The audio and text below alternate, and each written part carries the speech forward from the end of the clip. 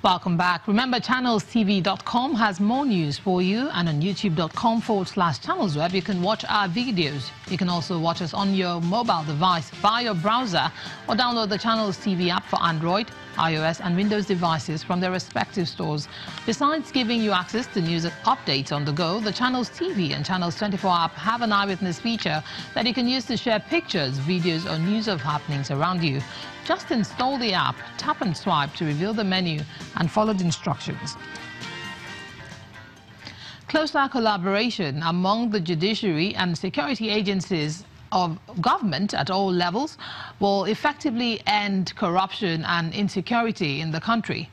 The need for this kind of cooperation was advocated by the Deputy Governor of Kaduna State, Bala Bantex, when he spoke at a conference organized by the Nigerian Bar Association in the state capital.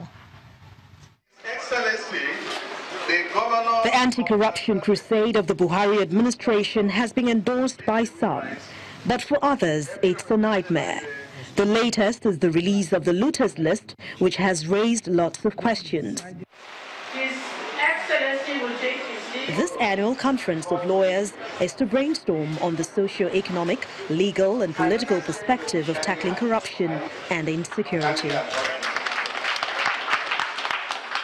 It is embarrassingly painful to be told that your country is corrupt. Worse still, that your culture enables or even approves corruption, and perhaps leading to the conclusion that fighting corruption entails cultural change. This culture has been enthroned at the expense of prudent, resourceful and competent significant others who epitomize ideas opposite of what corruption stands for. The Kaduna State government, however, believes the NBA and others should work hand in glove with government to address the issue of corruption and insecurity. It is not always enough for the executive to send executive bills to the legislature for passage in respect to corruption and general crime. The judiciary is always the last arbiter that can always make the difference by sincerely interpreting and applying the law as it affects cases of corruption and insecurity. But the lawyers give reasons why the police, the Economic and Financial Crimes Commission, the Independent Corrupt Practices Commission continue to lose corruption cases in court. I see this as a collective failure from the executive side.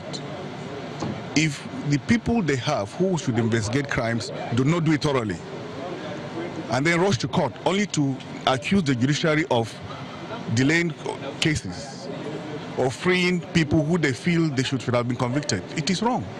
It's executive failure. Why would they not investigate properly before coming to court? Although stakeholders at this gathering agree that the anti-corruption war is tough, they insist that anti-graft agencies should endeavor to complete their investigation of cases before making arrests, noting that rearresting based on mere suspicion is in bad taste. Who is here, Emily? In other matters now, Lagos State is hoping to boost its status as the 5th largest economy in Africa to becoming one of the largest in the world through tourism. This explains the reason why players in the tourism industry converged on Lagos for a summit to develop a roadmap that will make the sector a major driver of the state's economy. Lagos is a tourist delight, being a coastal city with regards to its historical and cultural engagement with early European explorers. However, many believe that the tourism potential of the state has not been fully harnessed. That is the focus of the maiden Lagos Tourism Summit, which has key industry players, policymakers, including the Governor of Lagos State, Mr. Akinwumi Ambode, and the former President of Ghana, Mr. John Mahama, in attendance. Governor Akinwumi Ambode explains the relevance of the summit to the development of the state's tourism master plan. The tourism sector contributed about 800 billion to the Lagos GDP in 2017. And with the infrastructure and resources we're deploying in this sector, we expect this figure to double in the next 5 years. The enormous resources we have deployed in physical and social infrastructure across the state will begin to crystallize by December into mega structures that will support tourism and also market our state as a smart destination.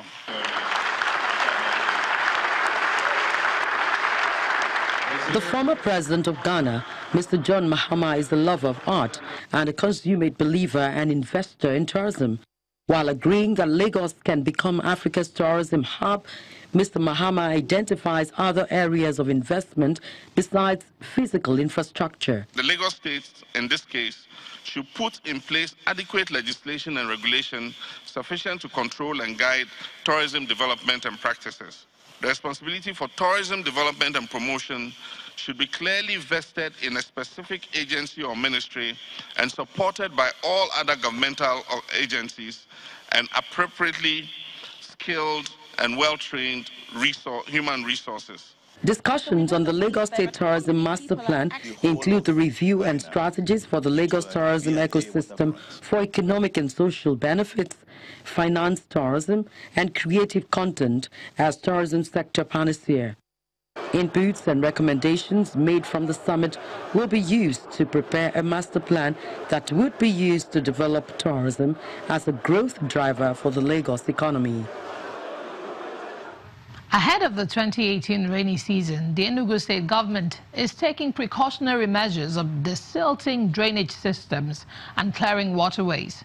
According to the Indigo State Commissioner for Capital Territory Development Authority, Chidiaro, the annual ritual is to prevent flooding following NIMET's prediction that Nigeria may experience its heaviest rainy season in history this year. It's a sunny day in Enugu State, southeast Nigeria, with residents bracing up to the hustle and bustle the day is unfolding. But whenever you see them brisk up their pace, it means rain has been sighted. Although the state is not known for heavy flooding given its topography, there are problematic areas due to blocked drainages and building on waterways. A narrative government is changing. I'm happy to see what government is doing here.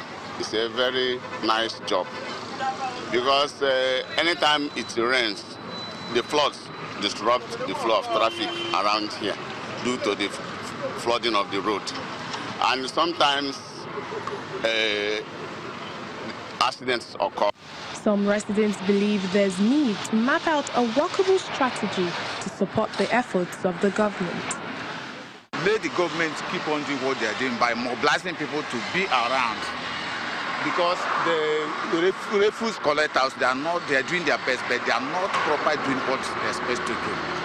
They're supposed to be a people that will be positioned in any strategic area to make sure that they dump the refuse at the appropriate place. For the state government, the effort, keeping in mind the NIMET predictions of more rain in 2018, will also ensure the restoration of the city master plan. So what you are seeing is direct desilting of all drainages around Enugu being done with both men and equipment. Where it is possible to do by hand, we do by hand. Where it's not possible to do by hand, you can see that we have equipment on the ground that are doing that.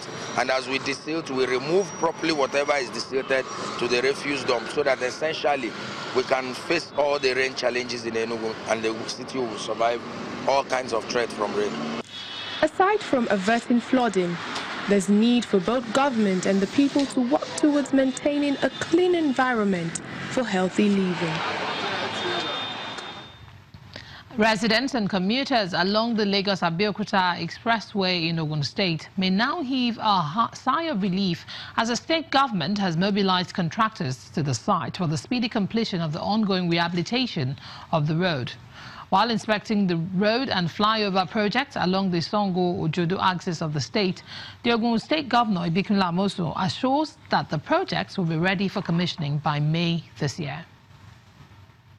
We've been working around the clock. Indeed, truly now, I'm getting worried that maybe the time is not even enough for me. But I know that whatever happens, we must bid Ogun State farewell, bye-bye, May 29, 2019. So, on May 29 this year, we are going to go around. Some of these projects will be commissioned. If you look at this road is about 50 kilometers. This straight stretch is 32. The Denru Isashi that burst out in Baja, that's another about maybe 9 or so kilometers. Then in Baja itself, the true flavors that we are having, and the aspect that links Lagos State, again, that's another about maybe 7 or 8 kilometers. When you add everything, we are almost getting to that 50-kilometer route that we are doing. May 29, we bring everybody here. And in any case, I have good news. May 29, we will come. Mr. President has agreed. He's coming to open all these projects. This is not a small project. Governor of Ogun State, Ibikunle Amosu. When the program returns in a moment, Imo State Governor Rochas Okorocha is asking the federal government to speed up the completion of the Skills Acquisition Center in the state. Join us again.